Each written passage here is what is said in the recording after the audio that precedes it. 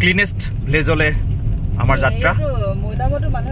আমি আন এটা ব্লগ আজি লৈ আহিম আপোনালোকৰ ওচৰলৈ এছিয়াৰ সবাতোকৈ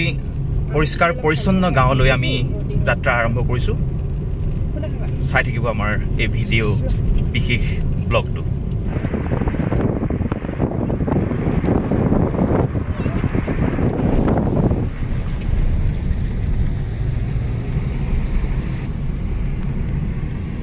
কুঁৱলী আৰু ডাৱৰৰ লুকা ভাকু আমি গৈ আছোঁ সেমেকা পৰিৱেশৰ মাজলৈ সোমাই গৈছোঁ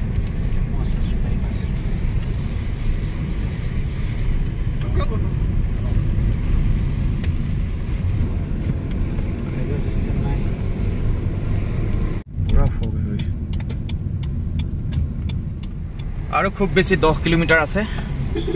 আমি মাউলিনং অভিমুখে আহি আছোঁ পাহাৰীয়া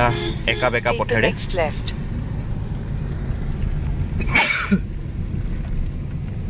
অতি সুন্দৰ পথ ৰবা মাউলিনং এফালে মাউলিনং ৰ চাচোন মই এইটো মাৰি লওঁ অঁ মাউলিনং 14 কিলোমিটাৰ ন নাই 17 বৈ 17 কিলোমিটাৰ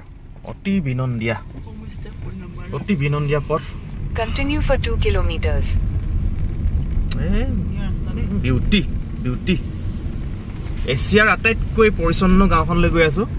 আৰু ৰাস্তাত দেখিয়ে ভাল লাগিছে অতি উন্নত বাট পথ ৰাস্তা খালি ঠেক কিন্তু বুবুৱে ড্ৰাইভ কৰি আছে ধুনীয়াকৈ চক এইটো পথটো মই দেখাইছোঁ এনেকুৱা ধুনীয়া ৰাস্তা যদি যায় আৰু কিমান ভাল লাগিব মাউলিনং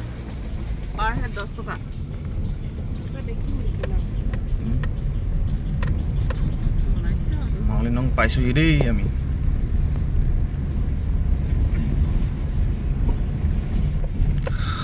ফাইনেলি আমি ক্লিনেষ্ট ভিলেজখন পাই গ'লোহি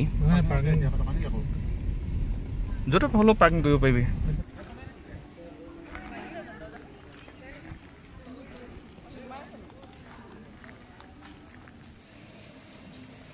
Welcome to Maolinong, got own garden, cleanest village in Asia. Cleanest village in Asia. আমি এতিয়া যাম গাঁওখন দেখাম পৰিৱেশটো এন্ট্ৰি পইণ্ট এইফালৰ পৰা কেনেকুৱা দেখে মই ইয়াৰ ভিউটো দেখাই দিছোঁ অলপ এইফালৰ পৰা আহিলোঁ আমি এই লাহেকৈ এই এন্ট্ৰি পইণ্টৰ পৰা আমি গৈ থাকিম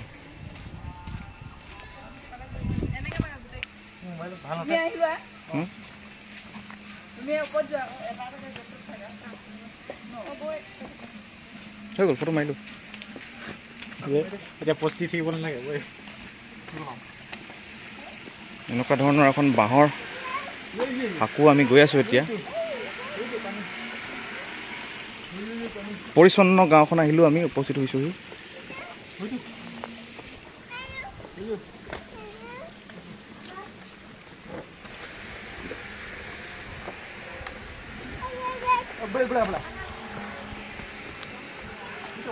এইফালে গাঁওখন আমি এনেধৰণৰ পৰিৱেশটো পৰিচ্ছন্ন গাঁও যে প্ৰমাণ এইটো চক প্ৰথমে আহি পিনে আমি এণ্ট্ৰিতে এইটো দেখিলোঁ তেওঁলোকে পৰিচ্ছন্নকৈ ৰাখে আৰু এইটো শ্বিলং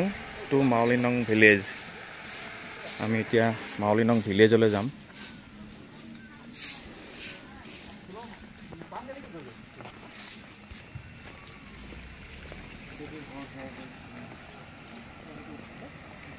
সেইয়া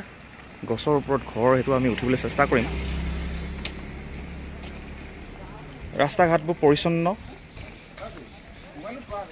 মানুহৰ ঘৰবোৰ পৰিচ্ছন্ন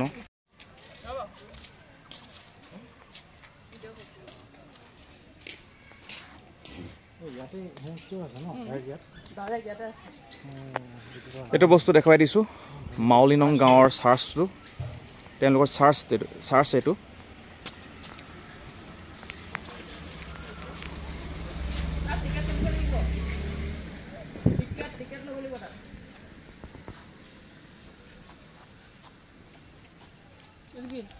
চাৰ্চ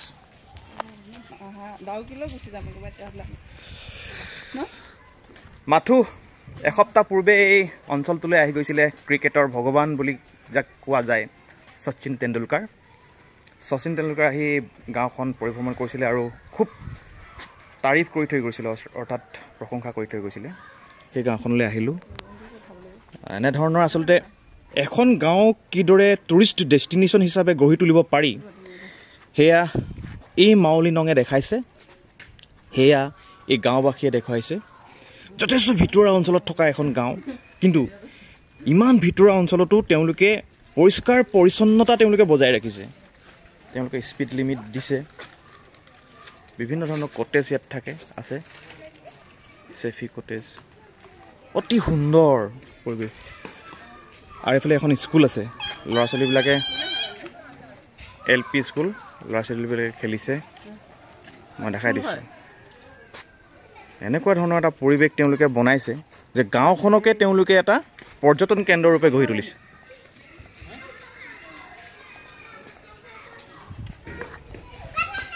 আমি আগুৱাই গৈ থাকিম আৰু আগুৱাই গৈ থাকিম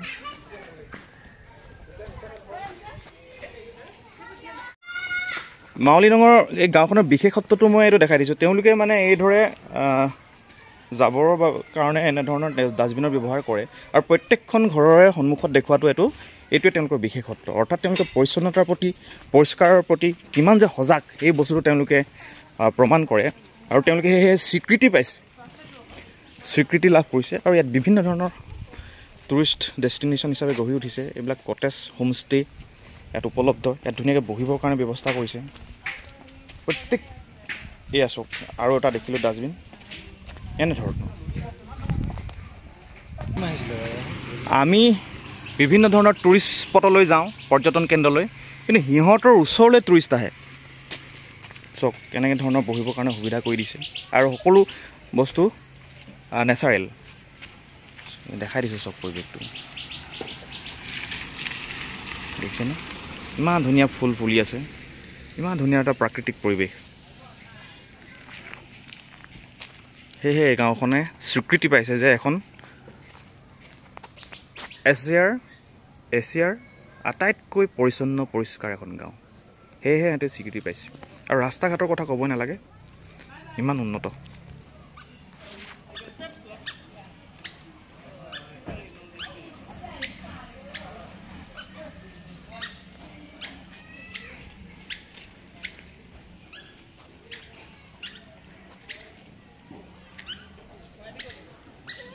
এটা পৰিৱেশ দেখুৱাই লৈছোঁ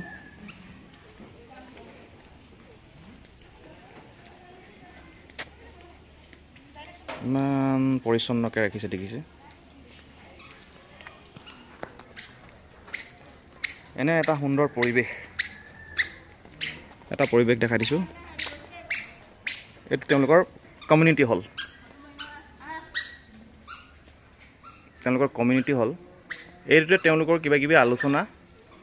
কিবা মিটিং এনেধৰণৰ অনুষ্ঠিত হয় কমিউনিটি হল এইটো চক এখন গাঁৱৰ কমিউনিটি হলটো কিমান ধুনীয়া মই দেখাই দিছোঁ চক চাই লওক মাউলি নঙৰ কমিউনিটি হলটো মই দেখুৱাই দিছোঁ ইয়াত তেওঁলোকৰ আলোচনা বিলোচনা হয় মিটিং হয়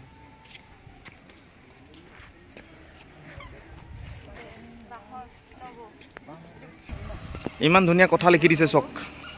tech care of nature before it gets rare nature rare হোৱাৰ আগতেই নেচাৰৰ কেয়াৰ ল'ব লাগিব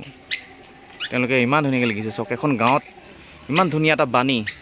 stop deforestation stop forest burning dump your waste responsibly এনেধৰণৰ বাণী ইয়াত লিখা আছে মাউলি নঙৰ আইতাক দেখালোঁ আমি আইতা আমাৰ বেটাক দেখি পিনে খুব ভাল পাইছে এইগৰাকী আইতা আচলতে গোটেই নেচাৰেলি তেওঁলোকে বসবাস কৰি আছে জীৱন যাপন কৰি আছে সেয়েহে তেওঁলোকে ইমান সুন্দৰ হৈ আছে লাল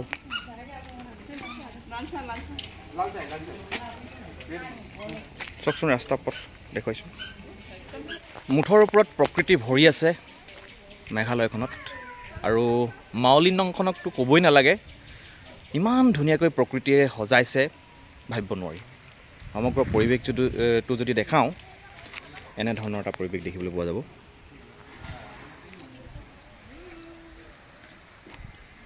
সুন্দৰ।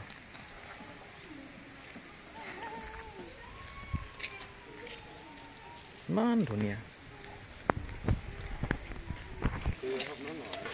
কি খেলিছা বেটা মানুহ? বেটা মানুহ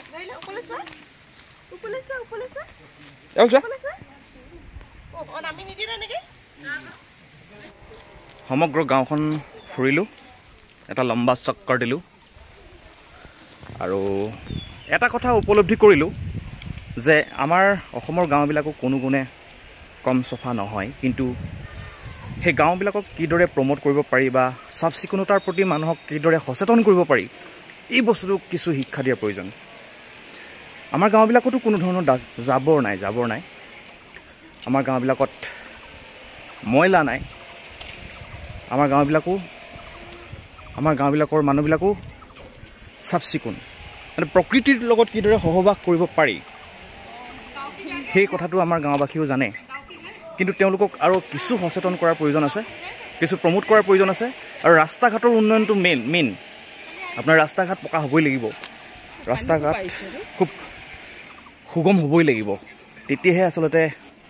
এখন ঠাই উন্নত হ'ব বা এখন ঠাইলৈ মানুহ আহিবলৈ ইচ্ছা প্ৰকাশ কৰিব। আৰু মাউলি নঙত সেই পৰিৱেশটো আছে, যাৰ বাবে ইয়ালৈ আহি ভাল পায় মানুহবিলাকে আৰু এই গাঁওখন প্ৰমোট হৈছে। বহুত ভিতৰত থাকিলেও কিদৰে মানুহে আৰ্টিষ্টিক আচলতে কলাসুলভভাৱে জীয়াই থাকিব পাৰি সেই গাঁও মাউলি নঙে সেই দেখাইছে। সেই কথাটো কিন্তু খুব উল্লেখযোগ্য আৰু এই বস্তুটোৱে সঁচাকৈ সকলোকে অনুপ্ৰাণিত কৰিব। আশা কৰিছোঁ মোৰ এই ব্লগটো আপোনালোকে ভাল পালে। এনেধৰণৰ লৈ আনিম কিছু ঠাই, কিছু জেগা আপোনালোকে চাই থাকিব মোৰ এই বিশেষ ব্লগ বাটে ঘাটে। ধন্যবাদ।